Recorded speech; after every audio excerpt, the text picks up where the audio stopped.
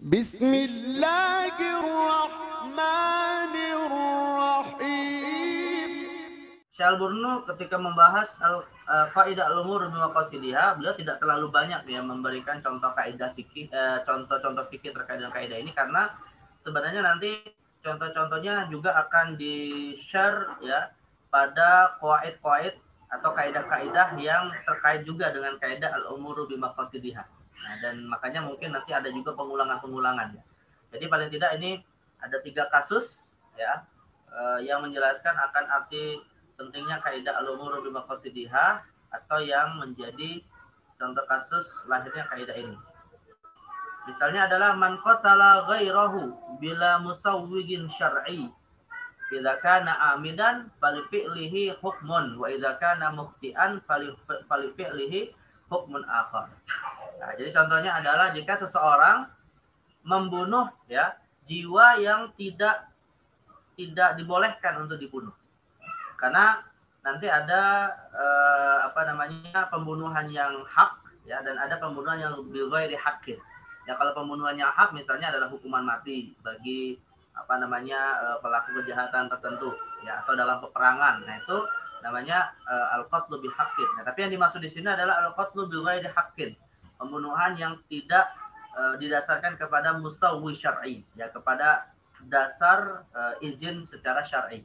Nah, hanya saja di dalam hukum Islam, dalam hukum pidana Islam, yang namanya pembunuhan itu tidak satu jenis. Ya, dan kadang hukumnya juga akan terkait dengan niat dari pembunuhan tersebut, atau kalau dalam bahasa hukum sekarang itu adalah motif ya dalam pembunuhan. Nah, ini ada 2 hukum yang bisa saja berbeda ya.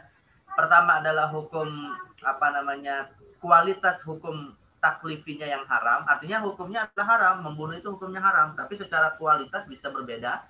Ya, dan yang kedua adalah hukum wadainya. Hukum wadai itu artinya adalah hukuman yang akan diterima oleh sang pembunuh di dunia lewat putusan hakim. Nah, maka perbedaan itu bisa dilihat dari aspek niatnya atau motif dan tujuan dari pembunuhan itu dilakukan. Idza kana amidan fali fi'li hukmun. Kalau dia membunuhnya dengan sengaja, maka nanti ada 3 jenis sebenarnya dalam pembunuhan itu, yaitu ada al-qatlul amdu, ada al-qatlu syibhul amdi, dan ada al-qatlul khata'. Ada pembunuhan yang sengaja, ada pembunuhan yang semi sengaja, dan ada pembunuhan yang keliru.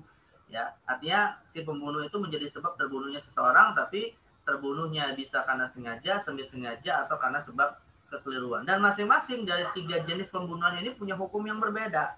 Ya, dari sisi kualitas dosanya, dari sisi kualitas perbuatan haramnya, maka ya tentu pembunuhan yang sengaja lebih besar daripada pembunuhan yang tidak disengaja atau pembunuhan yang semi sengaja. Nah, jadi nggak bisa kemudian kita hukumnya itu kita terapkan pada setiap jenis pembunuhan. Maka misalnya kalau kita baca hadis Nabi misalnya yang mengatakan ijtanibus sab'al mubiqat, ya, tinggalkan 7 hal yang bisa membinasakan. Nah, di antaranya adalah qatlun nafsi bi ghairi haqqin, ya, membunuh jiwa tanpa hak. Nah, ini maksudnya adalah pembunuhan secara yang pertama al-amdu, yaitu secara sengaja. Nah, beda lagi nanti kualitas hukumnya kalau al-qatlu ghairul hamdi, al-qatlu syibhul amdi atau al-qatlu al-khata', ya, pembunuhan semi sengaja dan pembunuhan yang keliru. Ya. Nah, jadi misalnya nih pembunuhan sengaja itu memang dia memegang senjata lalu kemudian sengaja mendatangi korbannya lalu dibunuh. Nah, itu al-qatlu amdu, dosanya lebih besar daripada misalnya pembunuhan karena sebab keteledoran ya, di jalanan, karena tidak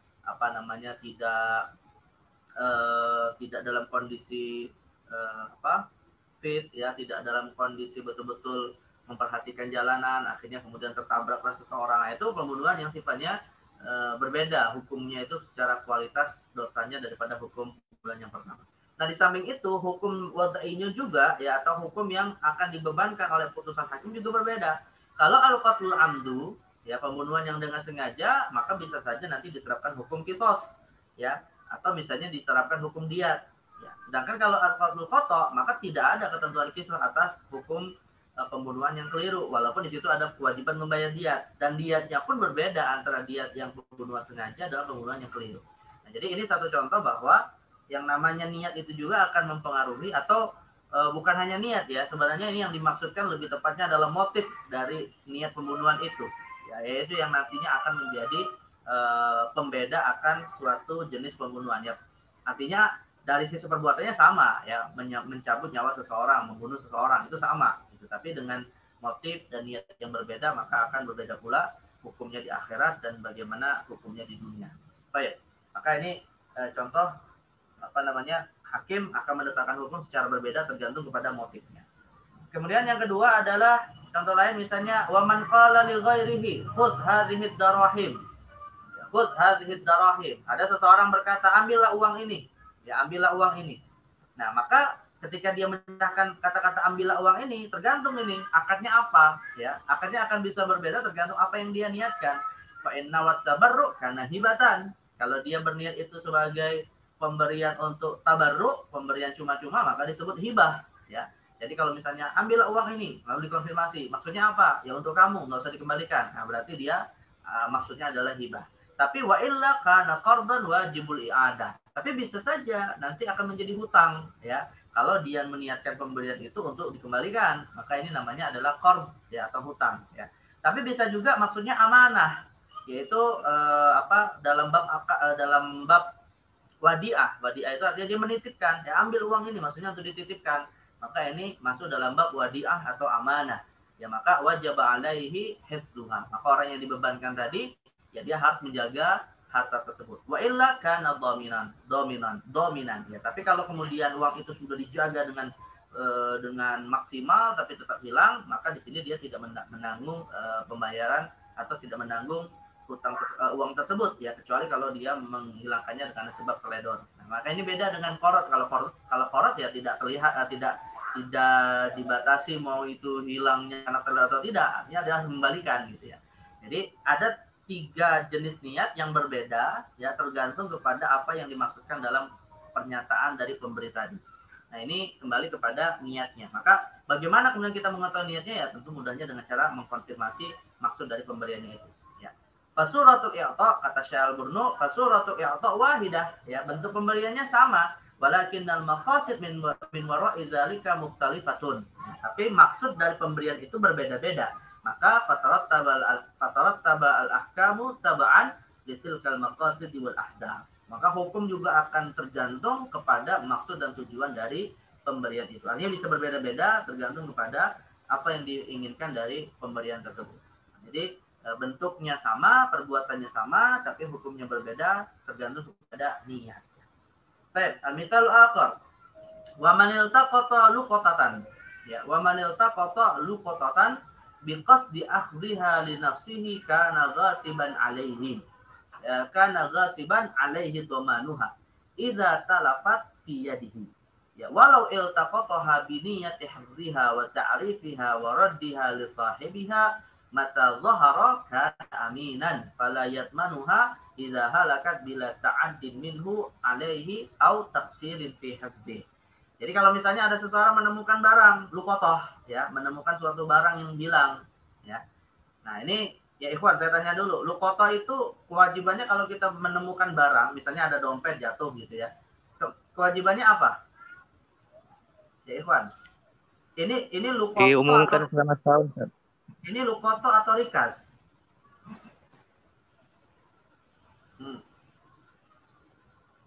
Masuk bab luqatah atau rikas?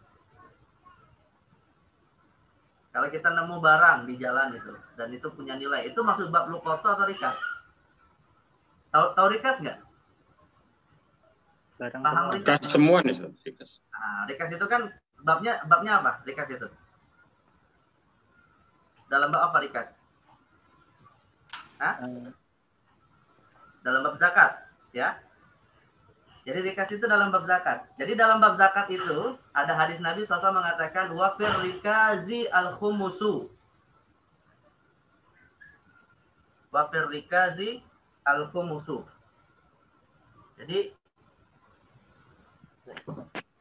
dalam bab rikas itu ada, suara saya masih terdengar nggak ya, Ikhwan? Bisa. Masih terdengar suara saya? Jelas.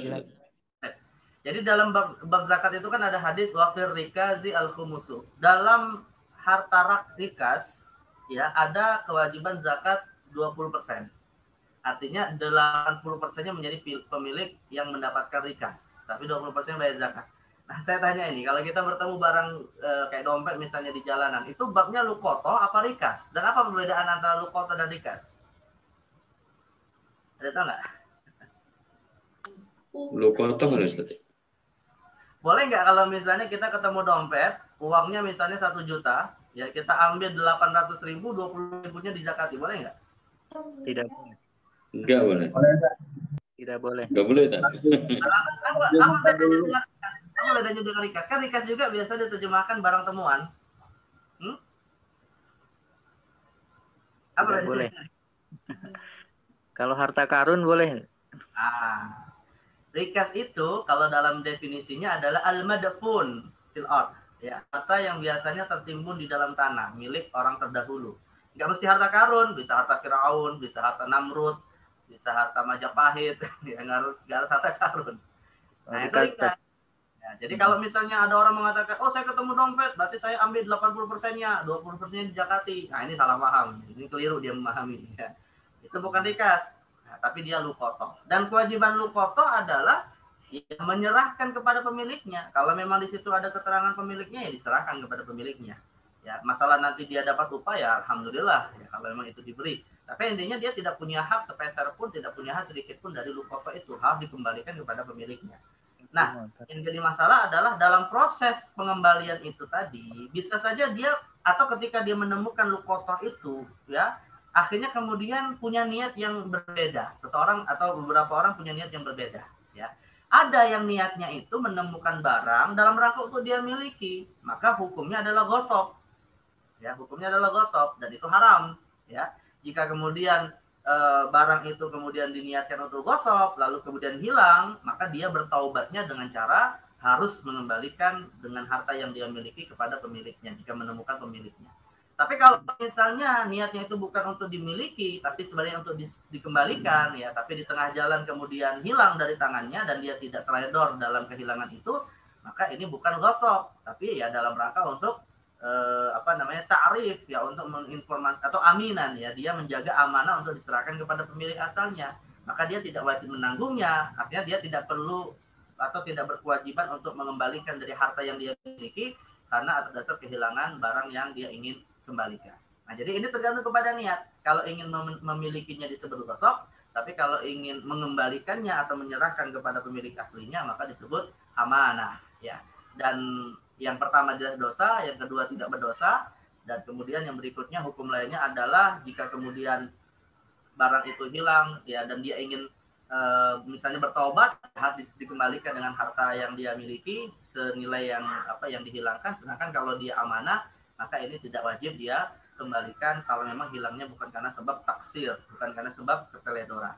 Nah, jadi niatnya tergantung atau hukumnya tergantung kepada niatnya, ya. Tapi sebenarnya saya tanya dulu, kalau menemukan barang, ya, lalu kemudian kita niat untuk memilikinya, itu gosok atau sarikoh lebih tepatnya? Gosok atau sarikoh? Gosok. Dan apa bedanya antara gosok dan sarikoh? Beda gosok dengan sarikoh itu apa? Ada nggak bedanya? Sariko itu terang-terangan set menjual harta orangnya. Tangan. Berarti pencopet itu bukan sariko. Terus gosok diam-diam gitu. Nah, ini yang harus dipahami baik-baik nih. Atau saya tanya dulu lah begini. Satu nih ada sepeda, dua ada motor. Ya, sepeda ini misalnya sepeda Brompton harganya puluhan juta. Motornya juga ya lumayan lah. Ya, Nmax misalnya juga puluhan juta. Tapi sepedanya nggak dirantai, sedangkan motornya dikunci, lalu diambil, ya. Mana yang sarikoh, mana yang gosok? Atau dua-duanya sarikoh, atau dua-duanya gosok? Tahu nggak maksud pertanyaan saya? Dua-duanya sariko. Jawabannya adalah yang motor dikunci itu sarikoh, yang sepeda nggak dirantai itu gosok. Apa bedanya? Bedanya itu adalah kalau sarikoh mencuri yang hukuman hadnya adalah potong tangan dalam syariat Islam, itu adalah pengambilan harta yang fi herzin. Dalam definisi para ulama fi herzin. barangnya itu tersimpan, terjaga. Motor misalnya ada dikunci, kemudian kalau di rumah ada berangkas, dompet di kantong. Nah itu namanya sariqah, karena dia fi hirzin, pada suatu tempat yang terjaga secara urf, ya, secara tradisi.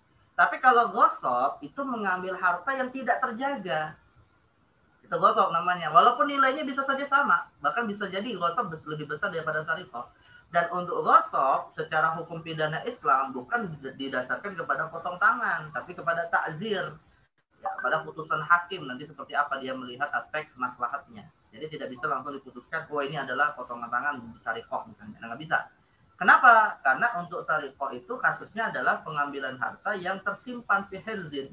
Tapi kalau untuk gosok, maka bendanya itu ya pada dasarnya nggak terjaga, ya, tapi itu punya orang lain kemudian diambil. Nah makanya dulu kalau di pesantren itu, ya, atau misalnya ada orang nyuri sendal di masjid, itu sariqah atau gosok?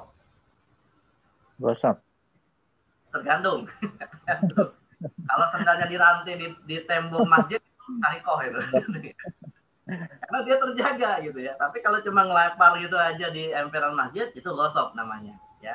Makanya tadi saya contohkan sepeda dan motor itu begitu. Atau misalnya ada sepeda ya di karangan gitu. Nah kalau dia dirantai, misalnya dirantai di pohon, tiang gitu ya, lalu kita bobol, kita kuncinya kita pecahkan. Nah itu namanya sariqah. Ya. Tapi kalau sepeda itu misalnya tidak terantai, dengan mudah diambil orang gitu, itu namanya disebut apa? Gosok.